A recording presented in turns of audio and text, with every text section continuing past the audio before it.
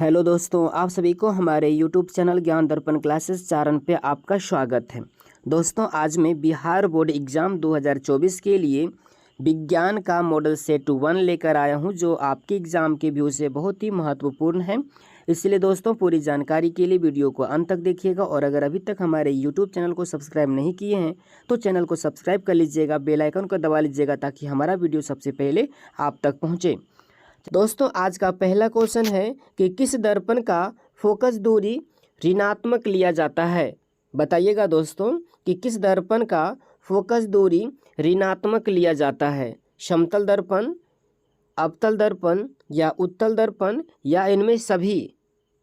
तो दोस्तों, इस क्वेश्चन का राइट आंसर हो जाएगा ऑप्शन नंबर बी, अवतल दर्पण। यानी कि अवतल दर्पण की फोकस दूरी ऋणात्मक होती है, ठीक है, जबकि उत्तल दर्पण की फोकस दूरी धनात्मक होती है। याद रखिएगा दोस्तों कि उत्तल दर्पण की फोकस दूरी धनात्मक होती है और अवतल दर्पण की फोकस दूरी ऋणात्मक होती है।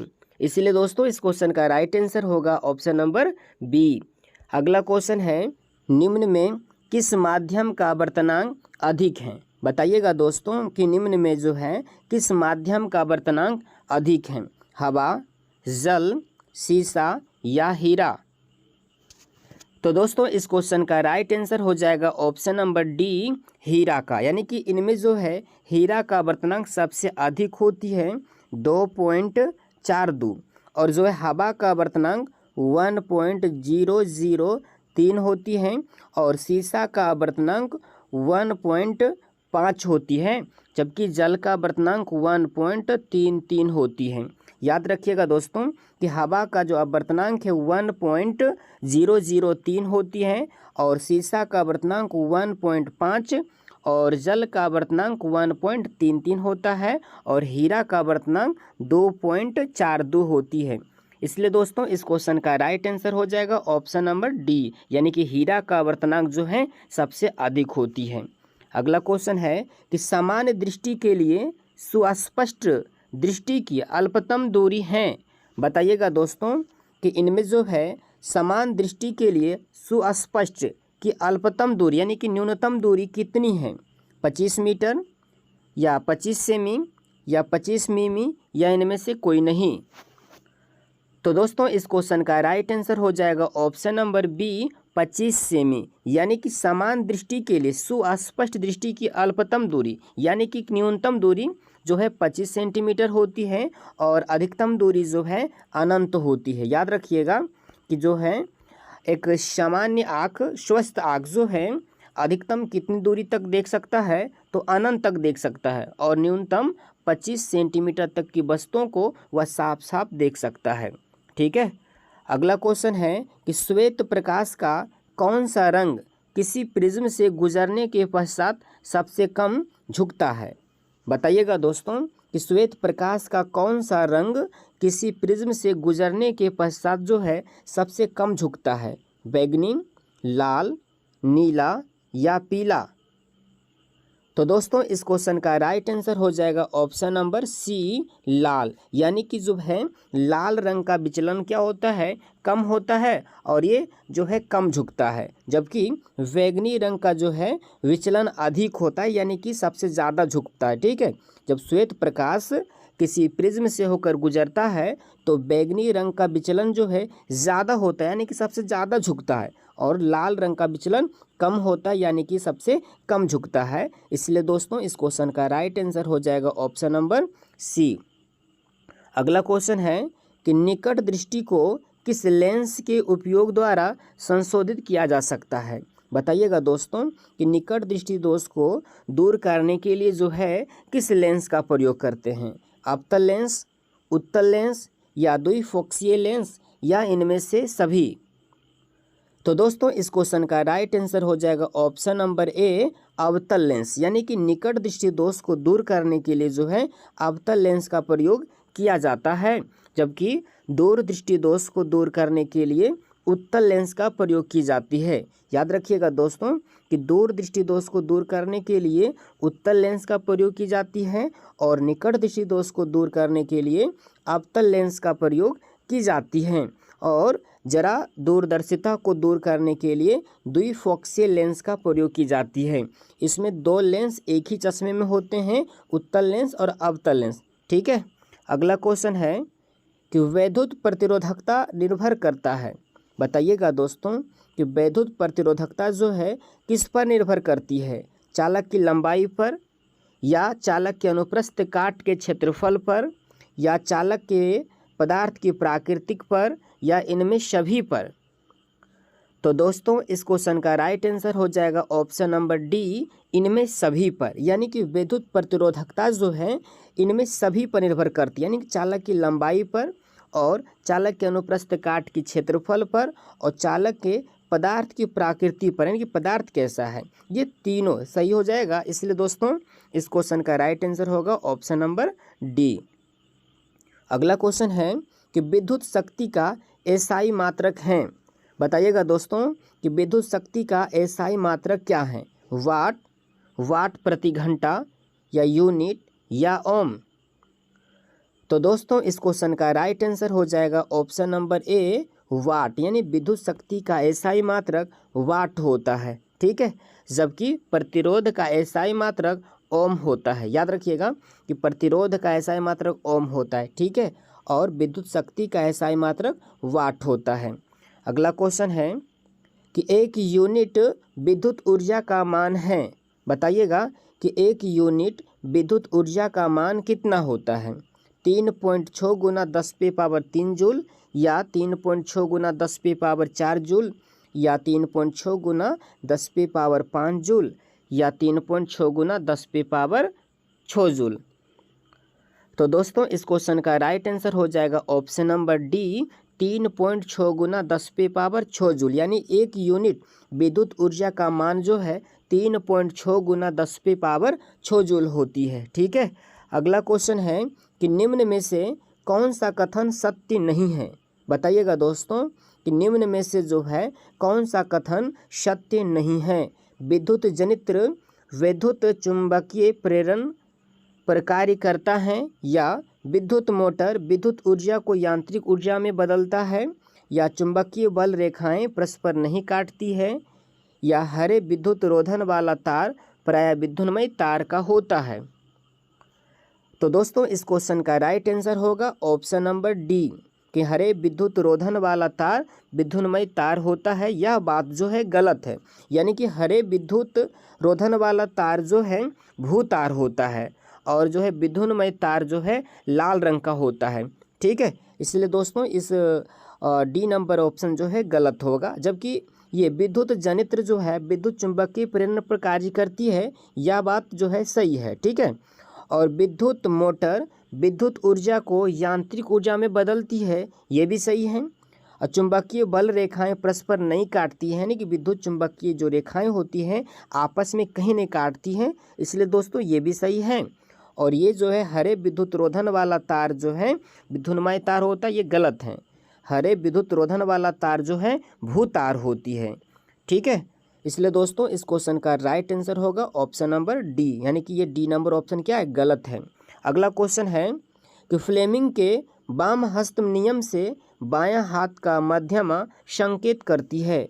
बताइएगा कि जो है फ्लेमिंग के वाम हस्त नियम में बायां हाथ का जो मध्यमा है वो किसको संकेत करती है, चालक पर आरोपित विद्युत बल की दिशा को, या चुंबकीय क्षेत्र की दिशा को, या चालक में प्रवाहित विद्युत धारा की दिशा, या इनमें से कोई नहीं।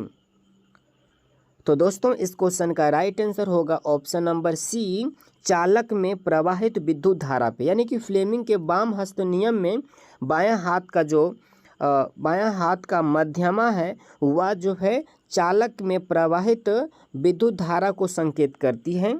ठीक है। जबकि अंगूठा जो है फ्लेमिंग के वाम हस्त नियम में अंगूठा चालक पर आरोपित बल की दिशा को सूचित करती है। ठीक है। अगला क्वेश्चन है कि चुंबक के भीतर चुंबकीय क्षेत्र रेखाओं की दिशा क्या होती है। बताइएगा दोस्तों कि चुंबक के भीतर चुंबकीय क्षेत्र रेखाओं की दिशा क्या होती है, उत्तर ध्रुव से दक्षिण ध्रुव की ओर, या दक्षिण ध्रुव से उत्तरी ध्रुव की ओर, या चुंबकीय क्षेत्र रेखाओं की दिशा निश्चित नहीं है या इनमें से कोई नहीं। तो दोस्तों इस क्वेश्चन का राइट आंसर हो जाएगा ऑप्शन नंबर बी, दक्षिण ध्रुव से उत्तरी ध्रुव की ओर। ठीक है, चुंबक के भीतर चुंबकीय क्षेत्र रेखाओं की दिशा जो है दक्षिण ध्रुव से उत्तर ध्रुव की ओर होती है, और जबकि बाहर में जो है उत्तर ध्रुव से दक्षिण ध्रुव की ओर होती है। चुंबक के बाहर अगर कहा जाता है कि चुंबक के बाहर चुंबकीय क्षेत्र रेखाओं की दिशा क्या होती है, तो ये हो जाएगा उत्तरी ध्रुव से दक्षिणी ध्रुव की ओर। ठीक है, जबकि चुंबक के अंदर जो है चुंबकीय क्षेत्र रेखाओं की दिशा दक्षिणी ध्रुव से उत्तरी ध्रुव की ओर होती है। ठीक है, अगला क्वेश्चन है कि नाभिकीय ऊर्जा का स्रोत निम्न में से कौन सा है। बताइएगा दोस्तों कि जो है नाभिकीय ऊर्जा स्रोत का निम्न में से कौन सा है। यूरेनियम, सोडियम, कार्बन या इनमें सभी। तो दोस्तों इस क्वेश्चन का राइट आंसर हो जाएगा ऑप्शन नंबर ए, यूरेनियम। यानी कि नाभिकीय ऊर्जा स्रोत निम्न में से कौन सा है, तो यूरेनियम हो जाएगा। ठीक है, अगला क्वेश्चन है कि कली चूना का रासायनिक अनुसूत्र क्या है। बताइएगा दोस्तों कि कली चूना का रासायनिक अनुसूत्र जो है कौन सा है। कैल्शियम हाइड्रोक्साइड या कैल्शियम ऑक्साइड या कैल्शियम कार्बोनेट या कैल्शियम बाइकार्बोनेट। तो दोस्तों इस क्वेश्चन का राइट आंसर हो जाएगा ऑप्शन नंबर बी, CaO, है ना, कैल्शियम ऑक्साइड। यानी इनमें जो है कली चूना कैल्शियम ऑक्साइड को कहा जाता है, और इसे जो है बिना बुझा हुआ चूना भी कहा जाता है। याद रखिएगा दोस्तों, कैल्शियम ऑक्साइड को कली चूना भी कहा जाता है और इसे जो है बिना बुझा हुआ चूना भी कहा जाता है, जबकि कैल्शियम हाइड्रोक्साइड को भाखरा चूना या बुझा हुआ चूना कहा जाता है। याद रखिएगा कि कैल्शियम हाइड्रोक्साइड को भाखरा चूना या बुझा हुआ चूना भी कहा जाता है, और कैल्शियम कार्बोनेट को संगमरमर कहा जाता है। याद रखिएगा दोस्तों कि कैल्शियम ऑक्साइड को जो है संगमरमर कहा जाता है, और कैल्शियम हाइड्रोक्साइड को भाखरा चूना या बुझा हुआ चूना कहा जाता है, और कैल्शियम ऑक्साइड को कली चूना या बिना बुझा हुआ चूना कहा जाता है। ठीक है, अगला क्वेश्चन है कि जल के विद्युत अपघटन में कैथोड पर कौन सा गैस मुक्त होता है। बताइएगा दोस्तों कि जल के विद्युत अपघटन में कैथोड पर कौन सा गैस मुक्त होता है। ऑक्सीजन, हाइड्रोजन या ऑक्सीजन और हाइड्रोजन दोनों, या ओजोन। तो दोस्तों इस क्वेश्चन का राइट आंसर हो जाएगा ऑप्शन नंबर बी, हाइड्रोजन। यानी कि जल के विद्युत अपघटन में कैथोड पर जो है हाइड्रोजन गैस मुक्त होती है। अगला क्वेश्चन है कि बेकिंग सोडा का रासायनिक सूत्र है। बताइएगा दोस्तों कि बेकिंग सोडा का रासायनिक सूत्र कौन सा है। सोडियम बाइकार्बोनेट, ठीक है, NaCO3 या Na2CO3 × 10H2O, ठीक है, या CaOH2 या CaCO3।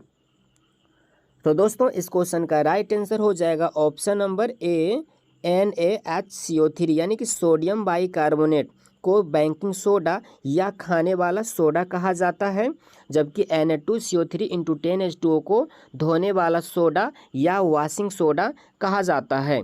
याद रखिएगा दोस्तों कि बेकिंग सोडा यानी कि जो है खाने वाला सोडा सोडियम बाइकार्बोनेट को कहा जाता है, और जो धोने वाला सोडा या वॉशिंग सोडा सोडियम कार्बोनेट को कहा जाता है। यानी Na2CO3 Na10H2O को जो है धोने वाला सोडा या वॉशिंग सोडा कहा जाता है, और NaHCO3 सोडियम बाइकार्बोनेट को बेकिंग सोडा या खाने वाला सोडा कहा जाता है, और कैल्शियम हाइड्रोक्साइड को भाखरा चूना या जो है बुझा हुआ चूना कहा जाता है, और कैल्शियम कार्बोनेट को संगमरमर कहा जाता है। याद रखिएगा दोस्तों कि कैल्शियम कार्बोनेट को जो है संगमरमर कहा जाता है या चूना पत्थर भी कहते हैं। ठीक है, कैल्शियम कार्बोनेट को संगमरमर या चूना पत्थर भी कहा जाता है, और जो है सोडियम कार्बोनेट को धोने वाला सोडा या वॉशिंग सोडा कहा जाता है, और खाने वाला सोडा को बेकिंग सोडा कहा जाता है सोडियम बाइकार्बोनेट को। ठीक है दोस्तों, इस क्वेश्चन का राइट आंसर होगा ऑप्शन नंबर ए। अगला क्वेश्चन है कि कौन सा पदार्थ जो है, बताइएगा कि कौन सा पदार्थ नीले लिटमस पत्र को लाल कर देता है। बताइएगा फ्रेंड्स कि कौन सा पदार्थ जो है नीले लिटमस पत्र को लाल कर देता है। अम्ल, क्षार, लवण या इनमें से कोई नहीं। तो दोस्तों इस क्वेश्चन का राइट आंसर होगा ऑप्शन नंबर ए, अम्ल।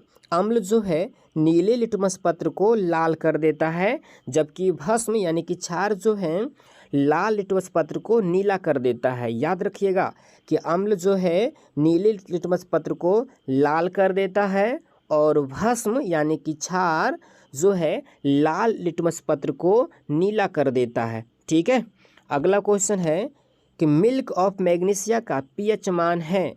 बताइएगा फ्रेंड्स कि मिल्क ऑफ मैग्नीशिया का पीएच मान कितना होता है, 7, 8, 9 या 10.5। तो दोस्तों इस क्वेश्चन का राइट आंसर होगा ऑप्शन नंबर डी, 10.5, यानी कि मिल्क ऑफ मैग्नीशिया का पीएच मान 10.5 होती है। याद रखिएगा दोस्तों कि जब हमारे आमाशय में हाइड्रोक्लोरिक अम्ल HCl की मात्रा बढ़ जाती है तो पेट में दर्द होने लगता है, तो उस स्थिति में जो है मिल्क ऑफ मैग्नीशिया का प्रयोग की जाती है, या जो है क्षारीय होती है जो अम्लता को समाप्त कर क्षारीय बना देता है और हमारे पेट की दर्द जो है दूर हो जाती है। और ये जो है शुद्ध जल का पीएच मान 7 होता है, ये भी याद रखिएगा कि शुद्ध जल का पीएच मान 7 होता है और मिल्क ऑफ मैग्नीशिया का पीएच मान 10.5 होती है। अगला क्वेश्चन है, निम्न में कौन सा अधातु चमकीला है। बताइएगा दोस्तों कि निम्न में कौन सा अधातु चमकीला है, आयोडीन, सल्फर, ब्रोमीन या सेलेनियम। तो दोस्तों इस क्वेश्चन का राइट आंसर हो जाएगा ऑप्शन नंबर ए, आयोडीन। सामान्यतः सभी धातुएं चमकीला होती है। याद रखिएगा दोस्तों कि सामान्यतः सभी धातुएं चमकीला होती है, परंतु अपवाद में आयोडीन है जो अधातु होते हुए चमकीला होती है। ठीक है, इसलिए दोस्तों इस क्वेश्चन का राइट आंसर होगा ऑप्शन नंबर ए। अगला क्वेश्चन है कि निम्न में से कौन सा धातु जो है अत्यधिक अभिक्रियाशील है। बताइएगा दोस्तों कि निम्न में से कौन सा धातु अत्यधिक क्रियाशील है, यानी कि सबसे अधिक क्रियाशील है, एल्युमिनियम, सोडियम, कैल्शियम या मैग्नीशियम। तो दोस्तों इस क्वेश्चन के अनुसार जो है कैल्शियम सबसे अधिक जो है क्रियाशील धातु है। ठीक है, कैल्शियम जो है इनमें सबसे अधिक क्रियाशील है। ऐसे सामान्यतः सबसे अधिक क्रियाशील जो है पोटेशियम होती है और सबसे कम अभिक्रियाशील धातु सोना होता है। याद रखिएगा दोस्तों कि सबसे अधिक क्रियाशील धातु पोटेशियम है और सबसे कम अभिक्रियाशील धातु सोना है। लेकिन इस क्वेश्चन के अनुसार राइट आंसर हो जाएगा ऑप्शन नंबर सी, कैल्शियम। अगला क्वेश्चन है कि ऑक्सीजन परमाणु के बाह्यतम कक्षा में इलेक्ट्रॉनों की संख्या कितनी होती है। बताइएगा दोस्तों कि ऑक्सीजन के परमाणु के बाह्यतम कक्षा में इलेक्ट्रॉनों की संख्या कितनी होती है, 2, 6, 3 या 4। तो दोस्तों इस क्वेश्चन का राइट आंसर हो जाएगा ऑप्शन नंबर बी, 6, यानी कि ऑक्सीजन परमाणु के बाह्यतम कक्षा में इलेक्ट्रॉनों की संख्या 6 होती है, क्योंकि जो है ऑक्सीजन की परमाणु संख्या जो है 8 होती है। ठीक है, ऑक्सीजन की परमाणु संख्या 8 होती है और इसका इलेक्ट्रॉनिक विन्यास 2 और 6 होती है, इसलिए इसकी बाह्यतम कक्षा में कितना हो गया, 6 इलेक्ट्रॉन हो गया। इसलिए दोस्तों इस क्वेश्चन का राइट आंसर होगा ऑप्शन नंबर बी। अगला क्वेश्चन है कि ब्यूटेनॉन एवं कार्बनिक यौगिक हैं जिसका प्रकार्यात्मक समूह है। बताइएगा कि ब्यूटेनॉन एक कार्बनिक यौगिक है जिसका प्रकार्यात्मक समूह है। ठीक है, कार्बोक्सिलिक अम्ल या एल्डिहाइड या कीटोन या एल्कोहल। तो दोस्तों इस क्वेश्चन का राइट आंसर हो जाएगा ऑप्शन नंबर सी, कीटोन, यानी कि ब्यूटेनॉन एक कार्बनिक यौगिक है जिसका प्रकार्यात्मक समूह है कीटोन। ठीक है, अगला क्वेश्चन है कि नाइट्रोजन के 2 परमाणुओं के बीच कितने आबंध बनाते हैं। बताइएगा कि नाइट्रोजन के 2 परमाणु के बीच कितने आबंध बनाते हैं। एक आबंध या द्वि आबंध या त्रि आबंध या इनमें से कोई नहीं। तो दोस्तों इस क्वेश्चन का राइट आंसर हो जाएगा ऑप्शन नंबर सी, त्रि आबंध। यानी कि नाइट्रोजन के 2 परमाणुओं के बीच जो है त्रि आबंध बनाते हैं। ठीक है। अगला क्वेश्चन है कि एल्किन का सामान्य सूत्र है। बताइएगा दोस्तों कि एल्किन का सामान्य सूत्र जो है इनमें से कौन सा है। CnH2n+2 या CnH2n या CnH2n-1 या CnH2n-2। तो दोस्तों इस क्वेश्चन का राइट आंसर होगा ऑप्शन नंबर बी, CnH2n, या जो है एल्किन का सामान्य सूत्र है। ठीक है। और ये CnH2n+2 जो है या एल्केन का समान सूत्र है। याद रखिएगा दोस्तों कि CnH2n+2 या जो है एल्केन का समान सूत्र है और यह CnH2n या एल्किन का समान सूत्र है और एल्काइन का CnH2n-2 होता है। याद रखिएगा दोस्तों कि CnH2n+2 जो है एल्केन का समान सूत्र है और CnH2n या जो है एल्किन का समान सूत्र है और CnH2n-2 जो है या एल्काइन का समान सूत्र है। ठीक है। तो इस क्वेश्चन का राइट आंसर होगा ऑप्शन नंबर बी, CnH2n। ठीक है। अगला क्वेश्चन है कि आधुनिक आवर्त सारणी में आवर्तों की संख्या है। बताइएगा कि आधुनिक आवर्त सारणी में आवर्तों की संख्या कितनी है, 7, 8, 9 या 18। तो दोस्तों इस क्वेश्चन का राइट आंसर हो जाएगा ऑप्शन नंबर ए, 7। यानी कि आधुनिक आवर्त सारणी में आवर्तों की संख्या 7 होती है और वर्गों की संख्या 18 होती है। याद रखिएगा कि आधुनिक आवर्त सारणी में 36 कतारें को जो है आवर्त कहा जाता है और उदग्र स्तंभों को वर्ग कहा जाता है। ठीक है। उदग्र स्तंभों को वर्ग कहा जाता है और 36 कतारों को आवर्त कहा जाता है। इसलिए दोस्तों इस क्वेश्चन का राइट आंसर हो जाएगा ऑप्शन नंबर ए, 7 होगा। ठीक है। आधुनिक आवर्त सारणी में आवर्तों की संख्या कितनी होती है, तो 7 होती है। अगला क्वेश्चन है कि समूह में ऊपर से नीचे जाने पर परमाणु आकार में क्या परिवर्तन होता है। बताइएगा दोस्तों, समूह में ऊपर से नीचे जाने पर परमाणु आकार में क्या परिवर्तन होता है। परमाणु साइज बढ़ता है या परमाणु साइज घटता है या परमाणु साइज अपरिवर्तित रहता है या इनमें से कोई नहीं। तो दोस्तों इस क्वेश्चन का राइट आंसर हो जाएगा ऑप्शन नंबर ए, परमाणु साइज बढ़ता है। यानी कि जो है आवर्त सारणी में ऊपर से नीचे आने पर परमाणु का जो आकार होता है, यानी जो साइज होता है, वह क्या होती है, तो बढ़ती है। परमाणु का साइज बढ़ता है, यानी कि परमाणु का आकार क्या होती है, बढ़ती है। ठीक है। अगला क्वेश्चन है कि कौन सा एंजाइम इम्लिसिकृत वसा का पाचन करता है। बताइएगा दोस्तों कि कौन सा एंजाइम इम्लिसिकृत वसा का पाचन करता है। पेप्सिन, ट्रिप्सिन, लाइपेज या इनमें से कोई नहीं। तो दोस्तों इस क्वेश्चन का राइट आंसर हो जाएगा ऑप्शन नंबर सी, इमाइलेज। यानी कि इमाइलेज एंजाइम है जो इम्लिसिकृत वसा का पाचन करता है। याद रखिएगा दोस्तों कि पेप्सिन, ट्रिप्सिन, इमाइलेज ये तीनों हार्मोन जो है अग्न्याशय ग्रंथि से स्रावित होती है। ठीक है। अगला क्वेश्चन है कि सामान्य प्रंकुच रक्तदाब होता है। बताइएगा कि सामान्य प्रंकुचन रक्तदाब जो है कितना होता है, 80 mm या 100 cm या 120 mm या 130 mm। तो दोस्तों इस क्वेश्चन का राइट आंसर हो जाएगा ऑप्शन नंबर सी, 120 mm। यानी कि सामान्य प्रंकुचन रक्तदाब जो है 120 mm होता है। याद रखिएगा दोस्तों कि रक्तदाब एक सामान्य मनुष्य के सामान्य रक्तदाब जो है 120/80 mm पारे होते हैं। याद रखिएगा कि एक जो है सामान्य मनुष्य का रक्तदाब जो है 120/80 mmHg होता है। ठीक है।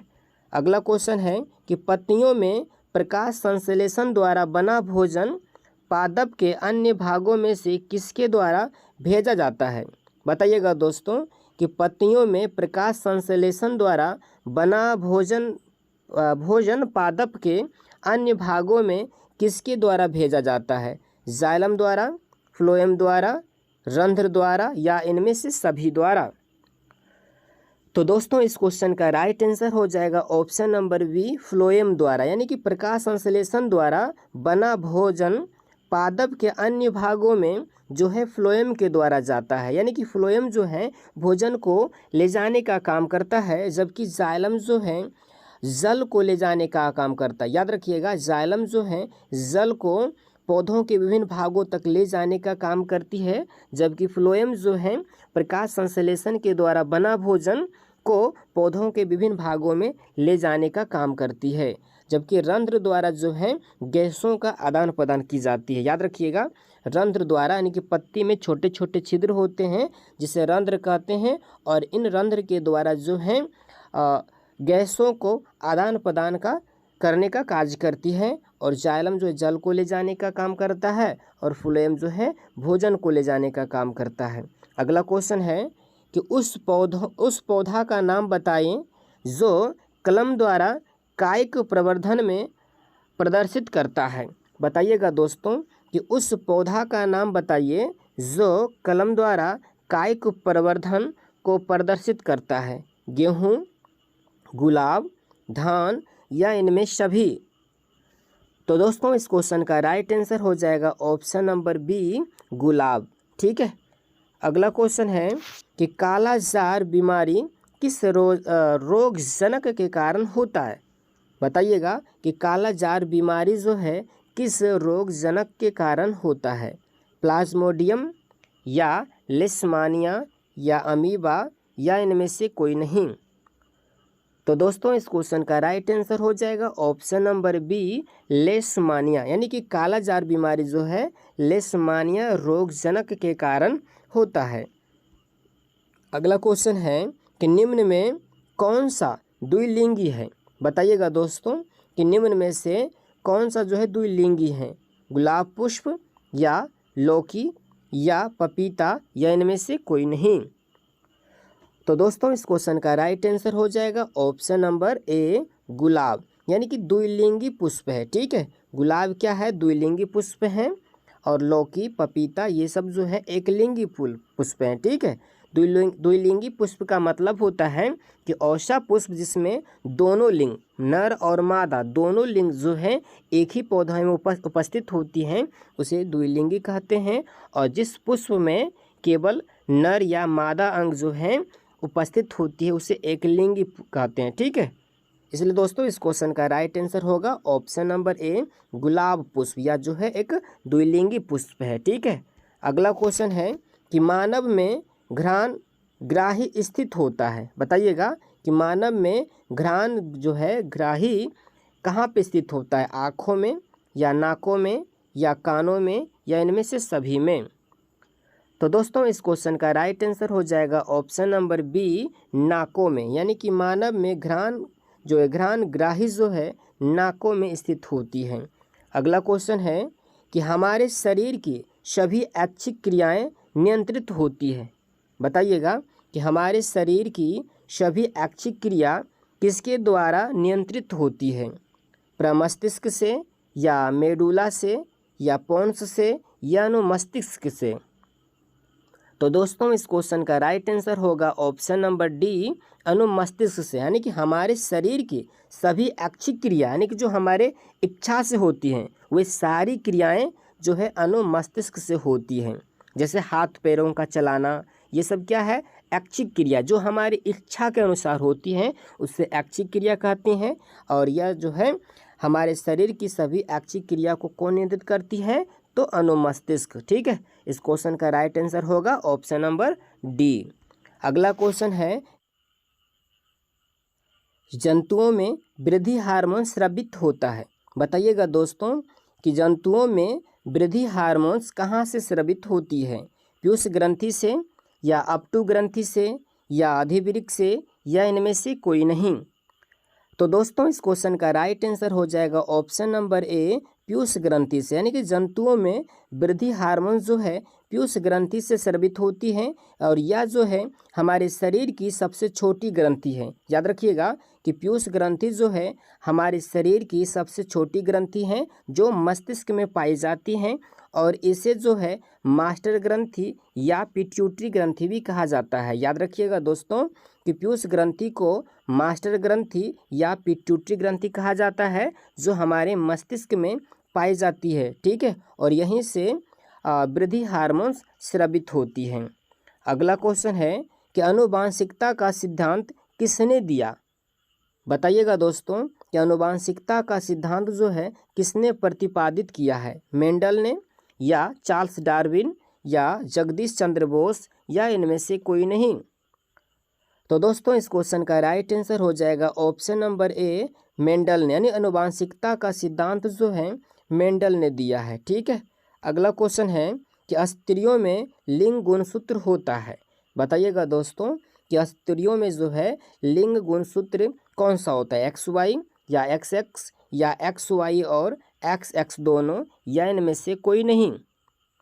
तो दोस्तों इस क्वेश्चन का राइट आंसर हो जाएगा ऑप्शन नंबर बी, XX, यानी कि स्त्रियों में लिंग गुणसूत्र जो है XX होती हैं और पुरुषों में लिंग गुणसूत्र XY होती है। याद रखिएगा कि पुरुषों में लिंग गुणसूत्र क्या होती है? XY होती हैं और स्त्रियों में XX होती है। ठीक है, अगला क्वेश्चन है कि निम्न में से कौन जैव निम्नीकरण कचरा है? बताइएगा दोस्तों कि निम्न में जो है कौन सा जैविक निम्नीकरण कचरा है? प्लास्टिक, थर्मोकोल, पॉलीथीन या टिश्यू पेपर? तो दोस्तों इस क्वेश्चन का राइट आंसर हो जाएगा option number D, tissue paper. और प्लास्टिक, थर्मोकोल, पॉलिस्टर जो है अजैव निम्नीकरणीय कचरा है। ठीक है, अगला क्वेश्चन है कि आहार तथा पाइन किस राज्य की जल संग्रहण व्यवस्था है? बताइएगा कि आहार तथा पाइन जो है किस राज्य की जल संग्रहण व्यवस्था है? मध्य प्रदेश, उत्तर प्रदेश या महाराष्ट्र या बिहार? तो दोस्तों इस क्वेश्चन का राइट आंसर हो जाएगा ऑप्शन नंबर डी, बिहार, यानी कि आहार तथा पाइन जो है बिहार राज्य की जल संग्रहण व्यवस्था है। ठीक है, अगला क्वेश्चन है कि प्राकृतिक संसाधन का प्रबंधन के लिए सबसे उपयुक्त विकल्प निम्न में से कौन सा है? कम उपयोग या पुनः चक्रण या पुनः उपयोग या इनमें से सभी? तो दोस्तों इस क्वेश्चन का राइट आंसर हो जाएगा ऑप्शन नंबर डी, इनमें से सभी। ठीक है दोस्तों, इसी प्रकार का वीडियो प्राप्त करने के लिए हमारे YouTube चैनल ज्ञान दर्पण क्लासेस चैनल को सब्सक्राइब करें, बेल आइकन को दबाएं ताकि हमारा वीडियो सबसे पहले आप तक पहुंचे।